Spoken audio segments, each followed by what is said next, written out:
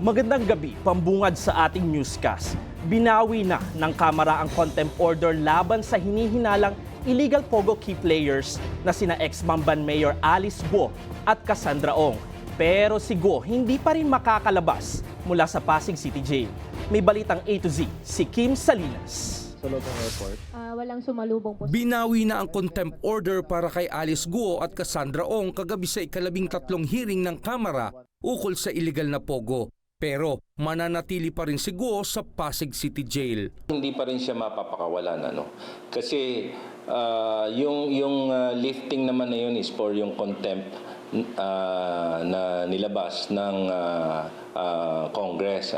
May mga kaso kasi siya May mga kaso pang kinakaharap si Mayor Alice Guo, like yung money laundering case niya, yung qualified trafficking niya, yung anti-dummy law. Saklaw lamang ng lifting ng contempt order ay ang issue ng hindi pagdalo ni Guo sa hearing ng Kamara. Dahilan ni Quad Committee Chairman Ace Barber sa pagbawi ng contempt order. Sinagot niya na yung mga katanungan ng Quadcom members.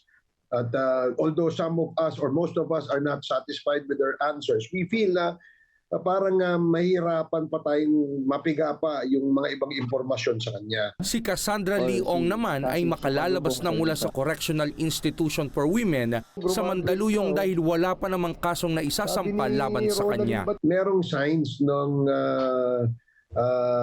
depression itong si Cassie Ong at wala na sa tamang tiyempo ika nga and of course nagpadala rin tayo ng psychiatrist to evaluate her at ganoon din yung findings. Pero naghain naman ng paok sa Department of Justice ng precautionary hold departure order laban kay Ong sa halip na lookout bulletin o elbow lamang. This time magiging maingat na tayo especially yung Bureau of Immigration.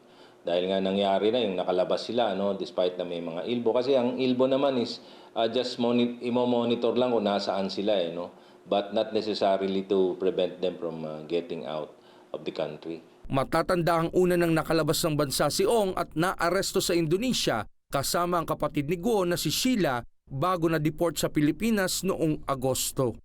Para sa Balitang A to Z, Kim Salinas.